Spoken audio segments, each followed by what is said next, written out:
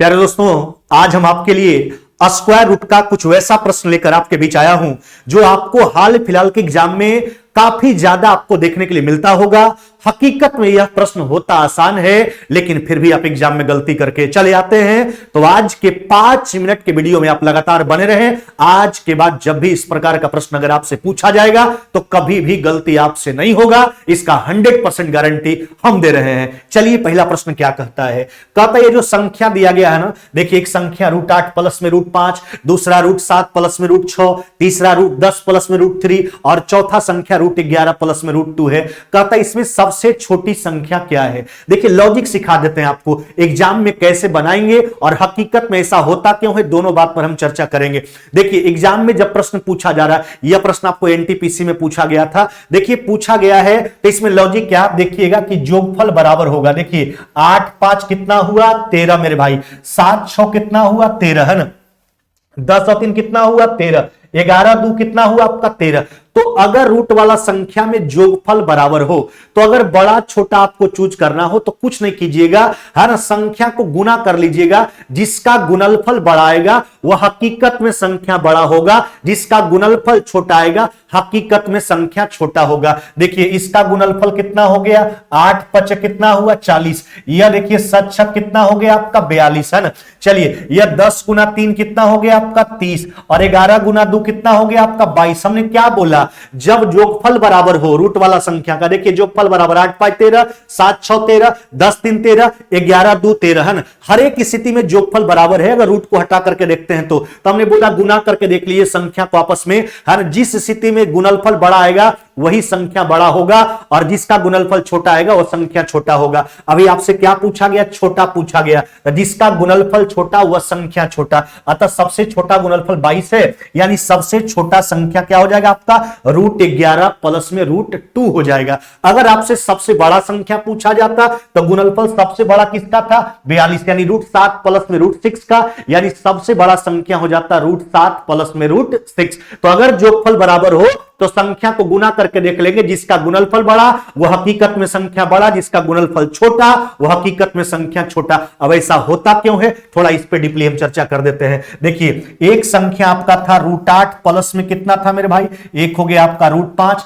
दूसरा संख्या था आपका √7 प्लस में क्या हो गया आपका? यह हुआ √6, तो तीसरा संख्या था √10 और प्लस में कितना हो गया आपका? √3 और चौथा संख्या था आपका √11 प्लस में क्या हो गया आपका? √2। यही 4 संख्या था। इसी में बड़ा छोटा आपको चूज करने के लिए दिया गया था। अच्छा आप जनरली समझ के देखिए, अगर कोई संख्या छोटा बड़ा आप लीजिएगा तो अगर संख्या छोटा होगा तो आप उसका वर्ग करोगे तो उसका मान छोटा होगा। बड़ा वाला संख्या का वर्ग कीजिएगा तो उसका वर्ग जो है बड़ा आएगा। तो अब इसका वर्ग करके देख लेते हैं। देखिए रूट को हटाने का एक बेहतर तरीका है स्क्वायर करना, है ना। तो इसका वर्ग करके देखिए, सब संख्या का वर्ग करके देख लेते हैं। तो जो संख्या बड़ा होगा उसका वर्ग मान भी बड़ा आएगा, स्क्वायर मान भी बड़ा आएगा, और जो संख्या छोटा होगा उसका वर्ग मान भी छोटा आएगा। चलिए वर्ग करके देखिए। अच्छा वर्ग कीजिएगा तो सब जो है a प्लस बी का होल स्क्वायर के फॉर्मेट में आ गया। अच्छा a प्लस बी का होल स्क्वायर होता क्या है? a square plus B square plus में 2ab।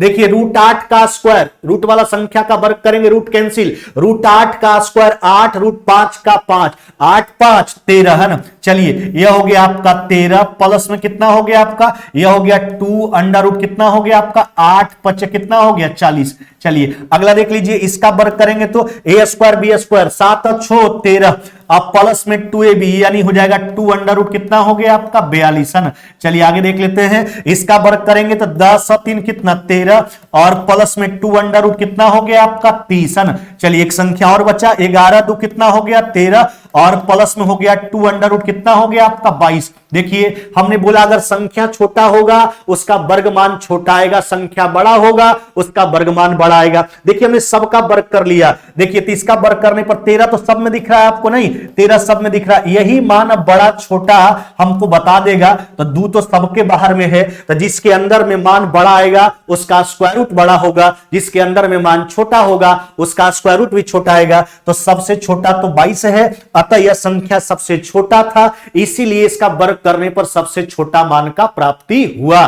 तो अगर एग्जाम में आपसे प्रश्न पूछे रूट वाला संख्या दुगो दे और उसका योगफल अगर बराबर हो तो क्या बोले, संख्या को आपस में गुना कीजिए, जिसमें स्थिति में, जिस संख्या की स्थिति में गुणनफल बड़ा वह हकीकत में संख्या बड़ा, और जिसका गुणनफल छोटा वह हकीकत में संख्या छोटा हो जाएगा। अतः आपका उत्तर क्या हो जाएगा, √11 प्लस में √2। तो इतना करने की आवश्यकता नहीं है, जोगफल बड़ा गुना करेंगे, जिसका गुणनफल बड़ा संख्या बड़ा, जिसका गुणनफल छोटा संख्या छोटा। एक प्रश्न और आपको इस प्रकार का प्रैक्टिस करवा देते हैं। चलिए देखिए, इनमें से सबसे बड़ी संख्या, इसके पहले वाला प्रश्न में सबसे छोटा पूछा गया था। यहां देखिए जोगफल बराबर आपको दिख रहा होगा, 11 2 कितना हुआ, 13 2 कितना हुआ 15 है ना, 11 4 कितना हुआ 15, 10 5 कितना हुआ 15, 8 7 कितना हुआ 15। फिर जोगफल बराबर है तो सीधा बात आपको बोले गुना कर लीजिए, जिसका गुणनफल बड़ा वह संख्या बड़ा, जिसका गुणनफल छोटा वह संख्या छोटा। चलिए इसको गुना करेंगे, 13 गुना 2 कितना हुआ 26, स्क्वायर रूट हटा करके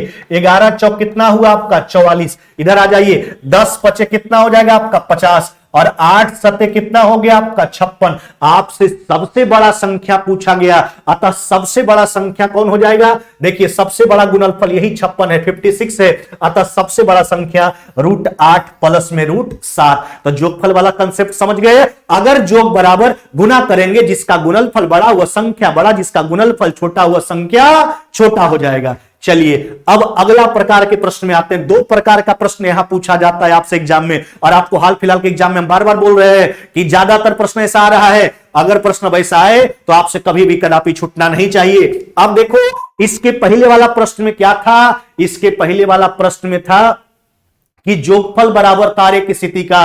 अब जो प्रश्न है इसमें अंतर बराबर है, वहां जोगफल बराबर था, यहां अंतर बराबर था। देखिए जब अंतर बराबर हो, देखिए 19 17 कितना का डिफरेंस है 2 का, 17 15 2 का, 9 7 2 का, है ना। देखिए डिफरेंस बराबर है, और यहां पर 5 3 कितना का डिफरेंस है 2 का। यहां पर अंतर बराबर, वहां जोगफल बराबर था। देखिए जब अंतर बराबर हो ना, तो सिंपल सा लॉजिक आपको सिखा रहे हैं। क्या करना है, माइंड में यह बैठाना है कि अगर अंतर बराबर हो तो आपके नजरिया से जो देखने में बड़ा लगता है ना, वह हकीकत में मान छोटा होगा, और जो आपके नजरिया से देखने में छोटा लगे वह हकीकत में मान बड़ा होगा। उल्टा ध्यान रखना है, उल्टा क्या बोले, जो देखे में बड़ा उमनमा छोटा, और जो देखे में छोटा उमनमा बड़ा, है ना। क्या बोले, अगर अंतर बराबर है, देखिए अंतर बराबर था तो जो देखने में बड़ा उमान छोटा, और जो देखने में छोटा उमान बड़ा। आपसे बड़ा पूछा तो बड़ा कौन होगा, जो देखे में सबसे छोटा लगे, अतः उत्तर क्या होगा, √5 माइनस में √3। तो अंतर बराबर, तो क्या सोचेंगे, जो देखे में बड़ा उमनमा छोटा, जो देखे में छोटा उमनमा बड़ा। बस यही कंसेप्ट लगाना है। अब ऐसा होता क्यों है, थोड़ा इस पे भी हम चर्चा करके आपको दिखा देते हैं। देखिए √19 माइनस में √17 है ना, हर कंसेप्ट को समझिए। अब देखिए √17 है ना, माइनस में √15, और तीसरा संख्या था आपका है ना √9 माइनस में √7, और चौथा संख्या था आपका है ना √5 माइनस में हो गया आपका √3। हमने बोला अंतर समान, देखिए कुछ नहीं करना है ना, इसके अपोजिट चिन्ह से ऊपर नीचे गुना कर लीजिए। अच्छा, अपोजिट चिन्ह से यानी प्लस वाला चिन्ह से ऊपर भी गुना करेंगे और नीचे भी गुना करेंगे। अगर ऊपर गुना करोगे तो a plus B into A minus B, A square minus में बी स्क्वायर, तो 19 में 17 गया, कितना बचेगा 2, जबकि नीचे क्या हो जाएगा, यह हो जाएगा √19 प्लस में √17। सब में वही काम करना है।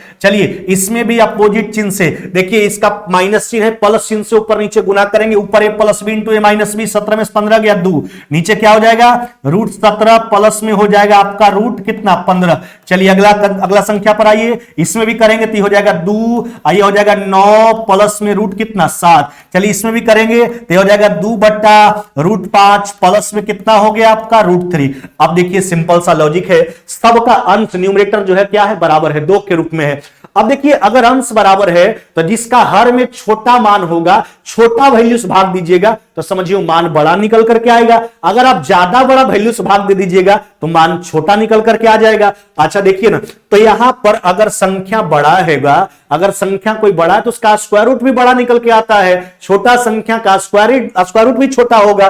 देखिए यहां पर सबसे छोटा संख्या है और जोगफल में है, जोग के रूप में है, तो यहां पर सबसे छोटा मान से भाग दिया जा रहा है, इसलिए हकीकत में यह मान बड़ा हो जाता है। और यहां पर सबसे बड़ा मान से भाग दिया जा रहा है, इसलिए मान क्या हो जाता है, छोटा, है ना। चलिए यह हो जाएगा आपका स्मॉलेस्ट और यह क्या हो जाएगा आपका, यह हो जाएगा आपका लार्जेस्ट। समझ रहे हैं बात को।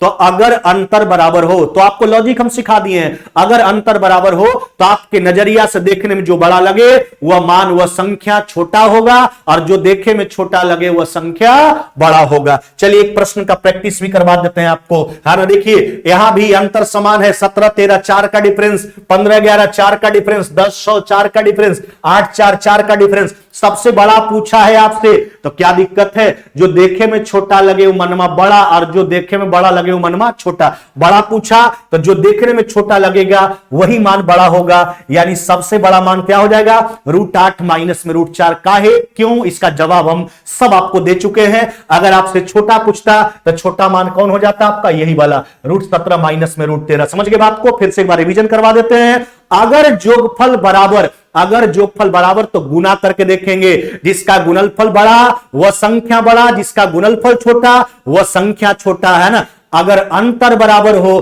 तो जो देखे में बड़ा वो मान छोटा, जो देखे में छोटा वो मान बड़ा। चलिए इसी प्रकार का वीडियो आपको और ला करके देंगे ताकि एग्जाम में और ज्यादा सहूलियत हो।